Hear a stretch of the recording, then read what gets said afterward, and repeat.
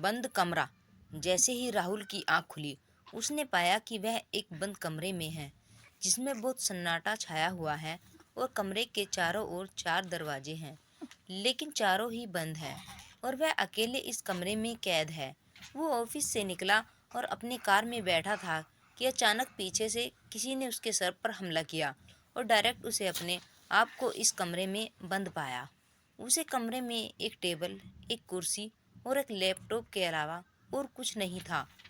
कमरे में एक लाइट थी और उसने खुद को कुर्सी से अपने आप को जंजीरों से बंधा हुआ पाया। वह ठीक से हिल भी नहीं पा रहा था और सिर्फ अपने हाथ खुले थे, लेकिन वह जंजीर से बंधे हुए थे। उसे समझ नहीं आ रहा था कि वह क्या करे। उसने जोर से चिल्लाया। खुद को बचाने के लिए उसने लोगों को आवाज़ दी, लेकिन वह सुनसान जगह थी। वह सिर्फ एक कमरा था और वहाँ 4 दरवाजे थे, लेकिन उसकी आवाज़ सुनने वाला शायद कोई नहीं था। 2 घंटे ऐसे ही बीत गए। पूरे कमरे में दरवाजे पर कुर्सी, एक टेबल, राहुल और एक लैपटॉप था। बस राहुल ने सोचा कि किसी ने उसे कैद कर दिया और उसने देखा कि लैपटॉप को ऑन किया। लैपटॉप ऑन हो गया, लेकिन लैपटॉप में सिर्फ 50% ही चार्जिंग थी। राहुल ने लैपटॉप की लाइव चेक की तो उसने एक फाइल थी, लेकिन अचानक उसने एक वीडियो कॉल ऑन हो गया जिससे एक रिकॉर्डिंग वीडियो था। उसने कहा था कि मुझे इस अकाउंट में 1 करोड़ रुपए चाहिए और अकाउंट नंबर, बैंक डिटेल वहाँ दी गई थी। राहुल के पास तो 1 करोड़ रुपए नहीं थे। उसने उसी नंबर पर कांटेक्ट करने की कोशिश की, लेकिन वह कांटेक्ट नहीं हुआ। उसने वापस से वीडियो कॉल ऑन किया और कहा कि मेरे पास 1 करोड़ रुपए नहीं है। उसने एक और वीडियो कॉल आया जिसमें उसने कहा गया कि तुम इस अकाउंट में 1 करोड़ रुपए ट्रांसफ़र नहीं करोगे तो मैं तुम्हें इसी कमरे में सड़ने दूंगा और बगैर खाना पीना के कुछ ही दिन में मर जाओगे। ये सुनकर राहुल बहुत डर गया। उसने लैपटॉप पर अपना बैंक बैलेंस चेक किया तो उसने पाया कि उसके अकाउंट में सिर्फ 25,000 रुपये ही थे, लेकिन उस आदमी को उसे 1 करोड़ रुपए देने थे। अब राहुल को समझ आ गया कि वो बहुत बड़ी मुसीबत में फंस गया है।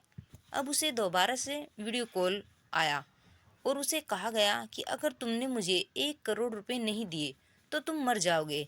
तभी उसे कहा जाता है कि पीछे मुड़कर देखो। मुझे ऐसे ही पीछे मुड़कर देखता है तो दम हो जाता है, क्योंकि उसके पीछे एक आदमी की लाश पड़ी होती है और उसे कहा जाता है कि इसमें भी मुझे पैसे नहीं दिए थे, इसलिए मैंने इसे मार दिया। राहुल समझ रहा था कि अभी तक वह कमरे में अकेला था, लेकिन वह एक लाश के साथ उसे कमरे में था। अब वह भी डर गया और उसके पसीने छूटने लगे। उसने जल्दी से उसके दोस्त को कॉल लगाया और कहा कि ऐसे ऐसे सिचुएशन में फंस गया हूँ, प्लीज़ मुझे 1 करोड़ रुपए चाहिए। उसके दोस्त ने कहा कि मेरे पास पैसे नहीं हैं, लेकिन उसके दोस्त ने कहा कि मेरे अंकल पुलिस में हैं, तुम उनके कांटेक्ट कर सकते हो। राहुल ने उसके दोस्त के अंकल जो पुलिस में थे उनसे कांटेक्ट किया। उन्होंने कहा कि यह तो साइबर क्राइम लग रहा है और उन्होंने उस पर रखे के लिए कहा, पर साइबर क्राइम की टीम ने उनका कांटेक्ट करवाया। लेकिन जैसे ही साइबर क्राइम की टीम ने राहुल का कांटेक्ट हुआ, कॉल कट गया और वापस से उसे इस आदमी का फ़ोन आया और वह आदमी ने कहा, अब तुमने बहुत बड़ी गलती की है, तुमने पुलिस को इन्फॉर्मेशन दी है।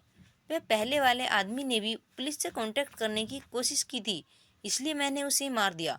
अब तुमने भी पुलिस से कांटेक्ट किया है, मैं तुम्हें मारूंगा नहीं, लेकिन अब मुझे तुमसे 1 करोड़ रुपए नहीं बल्कि 2 करोड़ रुपए चाहिए, वह भी 1 घंटे के अंदर। अगर 1 घंटे में तुमने मुझे 2 करोड़ रुपए नहीं दिए तो मैं तुम्हें यहीं पर मार दूंगा, और अगर तुमने मुझे 2 करोड़ रुपए दे दिए, तुम्हारे पैरों की जंजीर खुल जाएगी और दरवाजे भी अपने आप खुल जाएगा और तुम बाहर जाकर अपनी ज़िंदगी जी सकते हैं। राहुल को और टेंशन होने लगी, तो उसने 2 करोड़ रुपए देने हैं। अब उसे वापस से साइबर क्राइम वालों को फ़ोन आया, लेकिन राहुल ने कॉल डिस्कनेक्ट कर दिया, क्योंकि उसे लग चुका था कि होना हो आदमी इसे ज़रूर कर रहा है। वह देखकर राहुल ने थोड़ा अंकल मंदी से काम लिया। थोड़ी देर में उसे और उसी आदमी का कॉल आया। उसी आदमी ने कहा कि तुम्हारे पास दो रास्ते हैं। मैं तुम्हें 10 लोगों के बैंक अकाउंट की डिटेल देता हूँ। तुम उनमें हैक करके उन सभी के अकाउंट से 20-20 लाख रुपए मेरे अकाउंट में डालो, जिससे कि 2 करोड़ रुपए पूरे हो जाएंगे। यह दूसरा तरीका है। या फिर तुम अपने अकाउंट से मेरे अकाउंट में 2 करोड़ रुपए डालो। राहुल ने कहा कि मैं दूसरों के अकाउंट से पैसे कैसे निकाल सकता हूँ, यह तो इलीगल है। उस आदमी ने कहा, मुझे पता है कि तुम यह कर सकते हो, क्योंकि तुम जहाँ काम करते हो वहाँ पर मुझे यह सिखाया जाता है कि कैसे लोगों के अकाउंट से पैसे निकाले जा सकते हैं। राहुल बड़ी ही होशियारी से काम लेता है और लोगों के अकाउंट चेक करता है, लेकिन वह जानता था कि यह काम करना गलत है। वह कोडिंग करता है और कोडिंग में अपना मैसेज लिखकर साइबर क्राइम को देता है और साइबर क्राइम को उससे लोकेशन सेट करवाता है। साइबर क्राइम का ऑफिस नज़दीक ही होता है। उन्हें जैसे ही मैसेज मिलता है वह फटाक से आते हैं और राहुल को बचा लेते हैं। राहुल अपनी अक्लमंदी से उसे किडनैपिंग से बच जाता है और लोगों के पैसे डूबने से बचा लेता है। Thanks for watching.